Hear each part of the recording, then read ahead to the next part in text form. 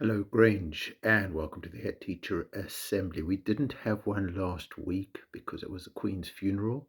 The week before that, Year 5 and Year 6, you were in the hall with me, face-to-face assembly, and we were discussing the concept of judgment and really thinking about making good choices. And I was really pleased to see in class charts that a lot of teachers and educators were awarding judgment class charts awards to children for making good choices and good decisions using their powers of judgment. And today I just wanted to extend that a little bit further, still talking about judgment, because actually today is the Jewish New Year. So in RE, many of you will have studied or you will study Judaism. And in Judaism, the calendar starts with the month of Tishrei, and that is the beginning of that is called Rosh Hashanah. Rosh means a head, Shana means a year, the head of the year, the start of the year. And there are a few things that are really distinctive about this festival. One of them is that it's a festival all about judgment. And in order to judge, one needs to reflect. We talk about reflection. So it's thinking about things. And just because a mistake has happened or because things haven't gone as well as they could have gone, the powers of judgment mean that you can look at it, reflect on it, and find a way to improve and make progress, which is what we are always talking about at Grange. So the festival of Rosh Hashanah is all about judgment, which is all about thinking about the choices that one is going to make. Now, because it's the beginning of the new year, there's a custom to dip apple in honey, and that is to remind oneself or to wish and hope and aspire for a sweet new year. So the actual greeting for Rosh Hashanah is Shana Tova, and you can, if you really want bonus points, Shana Tova Umetuka, which means a Shana Tova, good year, Umetuka, and a sweet year, and that's why dipping the apple in the honey. There's also a custom to eat new fruit so that you can say a blessing over new items. There's a really lovely blessing which thanks God for bringing me to this point. So if you eat a new fruit, it's the first fruit of the harvest. So a lot of people try to eat pomegranates for the first time in the season on Rosh Hashanah.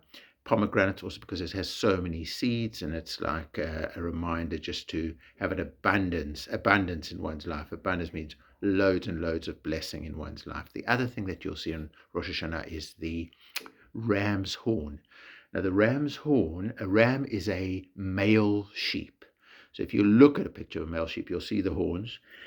Some of them have much bigger horns than others. And then the thing is that when they're blowing, they blow specific sounds on it. It's 3 specific sounds, but it's done in specific formula. And that's done in the synagogue many times, multiple times through the service.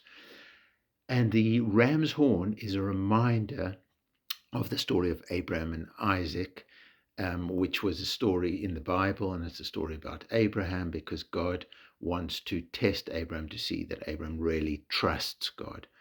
And it's quite a difficult story because many people feel, how could God do that? But God says to Abraham, I want you to sacrifice your only child, because God knows how much Abraham loves his child. And then God says to Abraham, you need to sacrifice your child. And God wants to see, can Abraham trust God and really, really go with God through this tremendous challenge, something that Abraham just doesn't understand, doesn't make any sense to him.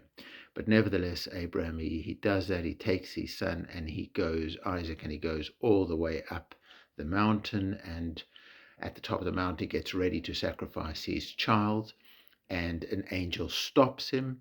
And the angel says, listen, stop, because it was just that God wanted to see that you could trust God, that things would work out in the right way. And because of your trust, because of your sticking to the good principles, therefore, don't do this. But the angel showed Abraham that there was a sheep right there, a ram right there, stuck in the bush, and Abraham sacrificed the ram.